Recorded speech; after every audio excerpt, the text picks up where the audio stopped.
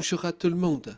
C'était dans l'air depuis un certain temps et le ministre de l'Intérieur n'a fait que l'officialiser il y a quelques jours. Les personnes en situation irrégulière, c'est-à-dire comme on disait les clandestins il y a peu encore, pourront être régularisées si elles exercent un métier dans des secteurs dits en pénurie. Et on peut comprendre qu'il s'agira avant tout des métiers du secteur de l'âge et du handicap. On aurait tort d'être surpris de ces déclarations venues d'une personne qui d'ordinaire vise à afficher sa fermeté.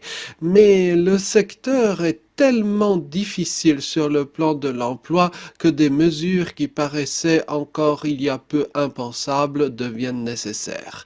Ceci étant, les perspectives que le ministre esquisse sont tout sauf nouvelles. Les métiers du soin, de l'aide humaine sont quasiment dévolus aux personnes étrangères ou d'origine étrangère au sens large, et ce de mémoire humaine.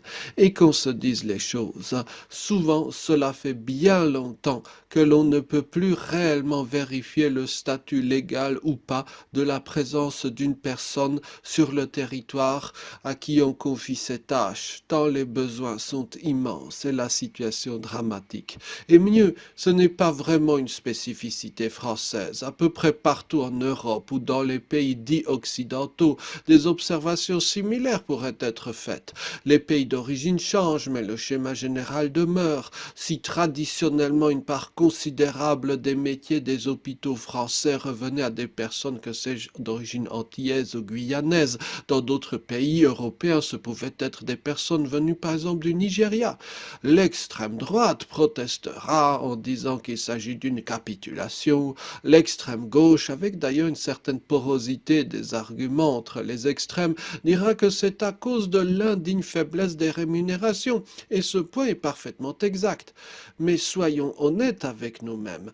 Même en doublant ou en triplant les salaires du secteur des soins à la personne, les observations générales resteraient exactes. Faire la toilette, donner à manger à une personne lourdement handicapée ou âgée, même pour un salaire considérable, cela n'attirerait pas durablement grand monde parmi les profils dits classiques.